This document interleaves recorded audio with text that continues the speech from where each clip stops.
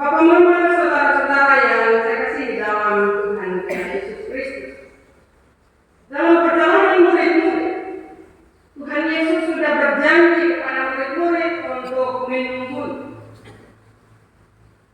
Tetapi Bapak, Mama, Simon Petrus dalam penantian itu, dia mau kembali kepada tugas dan tanggung jawabnya yang pertama, yaitu sebagai seorang nelayan.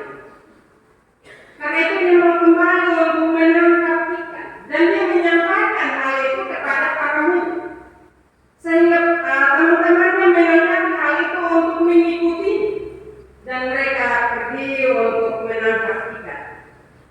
Tetapi apa yang mereka dapat, Bapak Mama? Semalaman, artinya satu malam ya Bapak Mama, mereka tidak memperoleh apa-apa. Dalam situasi yang tidak menentu, bahkan kecewa, karena mereka tidak dapat apa-apa. Mereka ini bukan orang-orang yang tidak tahu kondisi danau, karena mereka adalah para nelayan. Setidak-tidaknya ilmu pengetahuan ada pada mereka. Mereka sudah tahu waktu mana mereka harus dapat ikan dan waktu mana mereka tidak akan dapat ikan. Tetapi justru dalam pengetahuan mereka tidak memperoleh apa-apa. Dan dalam situasi itu Bapak Mama, apa yang terjadi? Yesus berdiri di tepi pantai dan bertanya kepada mereka, "Hai anak-anak, apakah kamu mempunyai lauk pauk?" Dan mereka jujur menyatakan.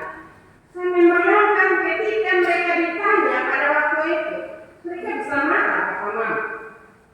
Karena mereka tidak dapat apa-apa.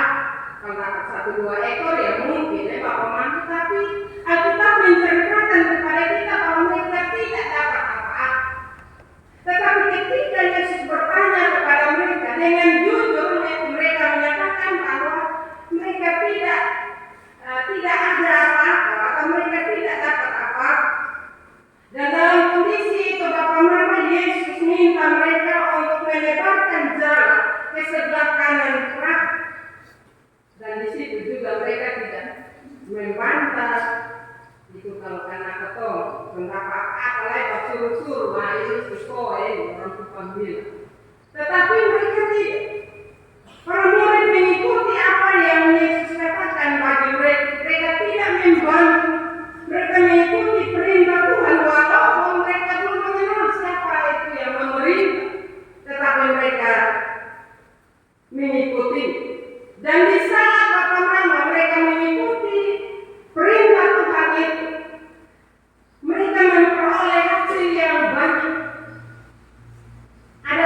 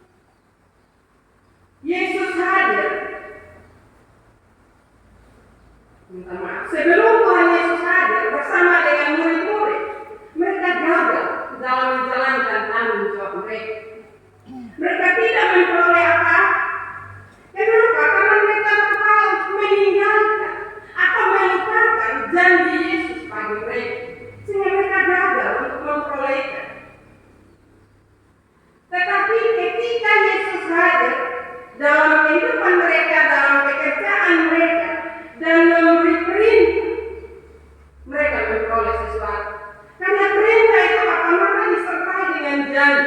Tidak saja Tuhan Yesus memerintahkan mereka, tetapi disertai dengan janji. Hal yang berikut, reaksi murid-murid ketika mereka memperoleh ikan yang banyak. Mereka tidak silau, atau mereka tidak menyombongkan diri, Bapak Mama. Tetapi mereka turun. Simon Petrus turun dan memakai pakaiannya untuk berjumpa dengan Yesus. Dia dengan penuh kerendahan hati, dia punya rasa hormat kepada Tuhan. Karena dia sudah kenal, Yohanes sudah tahu itu. Karena itu dengan rasa hormatnya dia memakai pakaiannya dan penuh kerendahan hati, dia mau berjumpa dengan Yesus untuk menyembah. Karena dia tahu bahwa Yesus yang bisa melakukan peristiwa seperti itu, yaitu ketika Yesus memerintah dan dia mengikutinya, maka dia akan memperoleh hasil yang besar. Dia akan berhasil. Hal yang berikut, Bapak Mama, ketika mereka melihat bahwa di atas bara api itu ada ikan dan roti, Tuhan Yesus tidak bilang bahwa masuk makan, tidak. Apa yang Yesus katakan bagi mereka, Bapak Mama?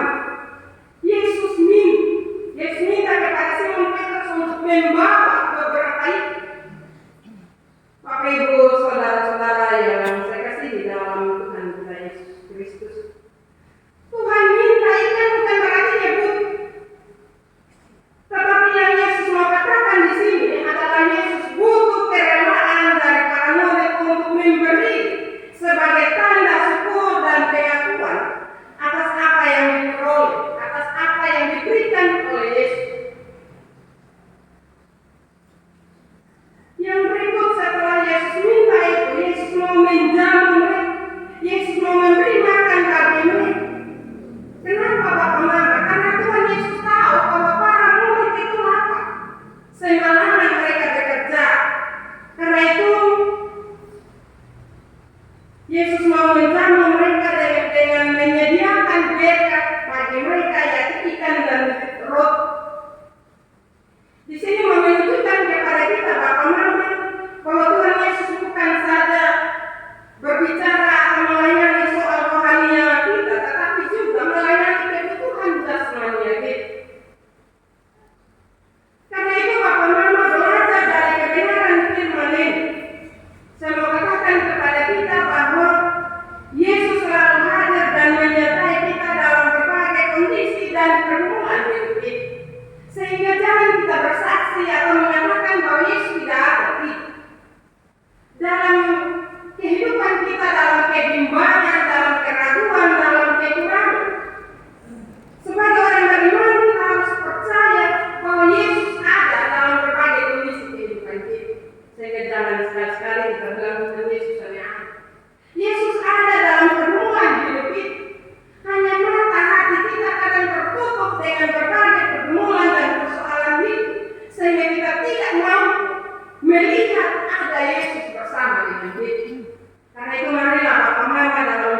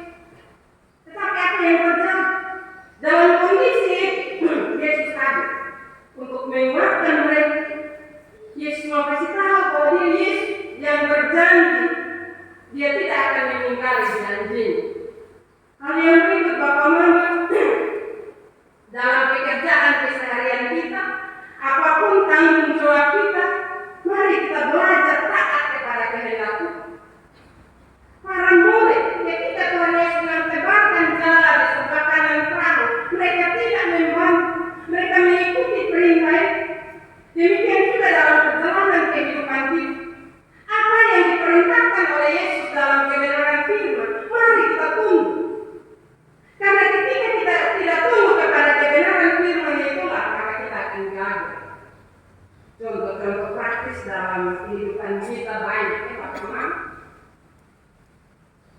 Hal yang berikut, keberhasilan kerja harus membawa kita lebih dekat kepada Tuhan. Dan dari keberhasilan kerja itu Bapak Mama, kita juga membawa ucapan syukur, membawa persembahan syukur kepada Tuhan.